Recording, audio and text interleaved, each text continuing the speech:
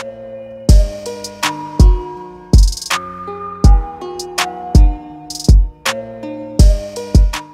saudara, dalam episode kali ini kita belajar satu topik firman Tuhan yang saya beri judul adalah menggugah hati Tuhan. Menggugah hati Tuhan. Lukas pasal 7 ayat 12-13. Setelah Yesus dekat pintu gerbang kota, ada orang mati diusung keluar. Anak laki-laki, anak tunggal ibunya yang sudah janda.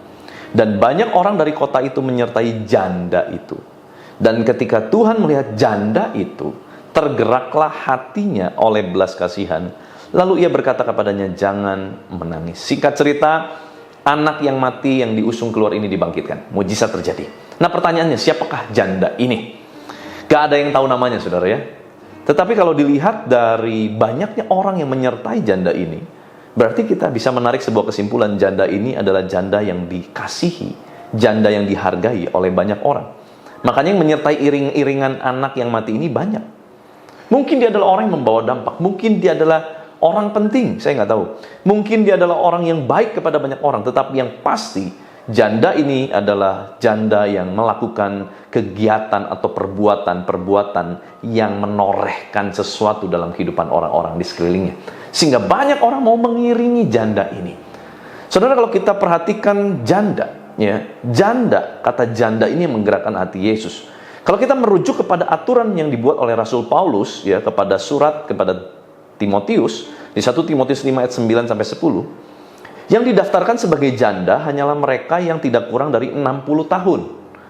Ya, jadi kriteria janda itu harus di usia di atas 60 tahun, yang hanya satu kali bersuami dan yang terbukti telah melakukan pekerjaan yang baik seperti mengasuh anak, memberi tumpangan, membasuh kaki saudara-saudara seiman, menolong orang yang hidup dalam kesesakan.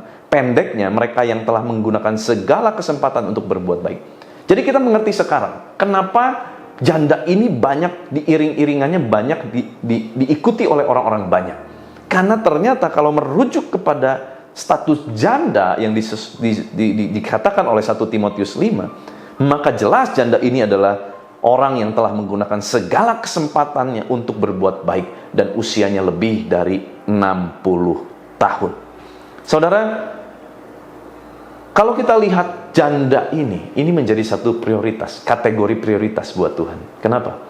Karena dia adalah orang yang banyak melakukan kegiatan-kegiatan baik buat orang lain. Banyak membantu orang lain.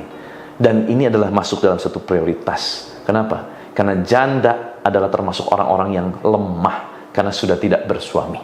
Dia harus fight menjadi single parent. Apalagi dia punya seorang anak laki-laki, dia harus fight menjadi single parent. Saudara, orang-orang yang remuk hati, orang-orang yang susah, orang-orang yang dalam keadaan tertekan, orang-orang yang tidak punya harapan, itu adalah prioritas Tuhan.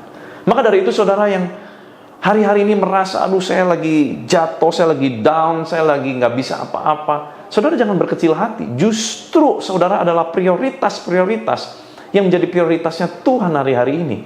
Kenapa? Karena saudara, Tuhan rindu untuk saudara kembali kepada Tuhan. Tuhan rindu untuk saudara datang kepada Tuhan. Tuhan rindu untuk memulihkan keadaan saudara. Maka dari itu saudara, apapun keadaanmu hari-hari ini, kalau engkau sedang dalam tekanan, dalam keadaan yang tidak baik, kau sedang betul-betul membutuhkan, berseru-serulah sama Tuhan. Sebab Tuhan tidak akan pernah meninggalkan engkau. Justru Tuhan terbuka tangannya untuk menyelamatkan hidupmu. Hari ini juga Tuhan akan menolong hidup setiap Anda. Izinkan saya berdoa buat saudara. Tuhan terima kasih buat firman-Mu mengajar, menegur, mengingatkan kami. Khusus berdoa buat setiap janda-janda, setiap orang-orang yang diprioritaskan oleh Tuhan. Orang-orang yang membutuhkan Tuhan, orang-orang yang sedang lapar, haus, remuk hati, hancur hati. Biar saat ini Tuhan, Engkau datang kepada pribadi mereka. Engkau sentuh mereka, Engkau jamah mereka, sehingga mereka alami Engkau. Terima kasih Tuhan, pulihkan mereka, berikan kekuatan bagi mereka.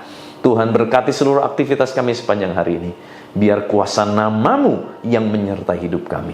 Kuasa kehidupan dan kuasa kebangkitan Kristus mengalir memerintah atas kami. Di dalam nama Tuhan Yesus Kristus. Haleluya, sama-sama kita katakan amin. Tuhan Yesus memberkati.